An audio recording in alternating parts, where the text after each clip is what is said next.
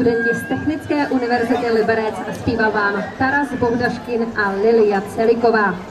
Teďkon se podíváme do Vietnamu. Je mou povinností vám Vietnam představit. Celým názvem Socialistická republika Vietnam je stát v jihovýchodní Asii. Vietnam se člení na 63 administrativních oblastí.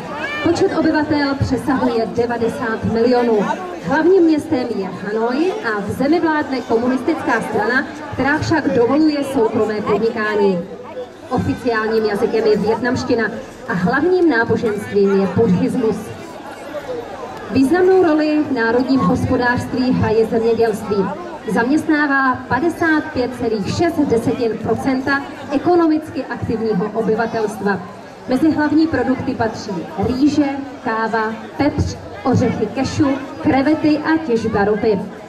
Zároveň má na svém území největší světovou zásobu černého uhlí, a to o velikosti 1 miliardy 240 milionů tun, a je to dosud téměř netěžené. Zvolna se rozvíjí cestovní ruch, země je bohatá jak na kulturní, tak na přírodní bohatství a na své si přijdou i milovníci sportu. Vietnam patří mezi prioritní země české zahraniční rozvojové spolupráce. České projekty se soustředí na 4 hlavní sektory, a to je ochrana životního prostředí, sociální ochrana obyvatelstva, rozvoj venkova a zemědělství, boj proti kriminalitě a ekonomický průmyslový rozvoj. Teď si představíme něco o těchto lidech, neboli o vietnamské komunitě v Liberci a okolí. Tak pro první generaci, která sem přišla, byla čeština opravdu velmi těžká, byla to jazyková bariéra, ale druhá generace už česky umí, protože rodiče dbají na to, aby jejich děti měly ve škole dobré výsledky a dobře studovali. No a Svaz Vietnamců v Liberci a okolí je skupinový člen Svazu Vietnamců v České republice.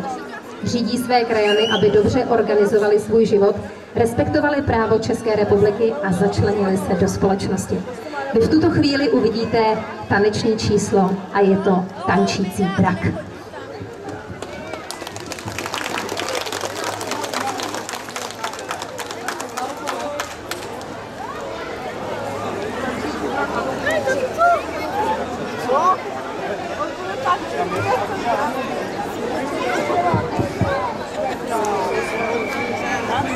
Halo.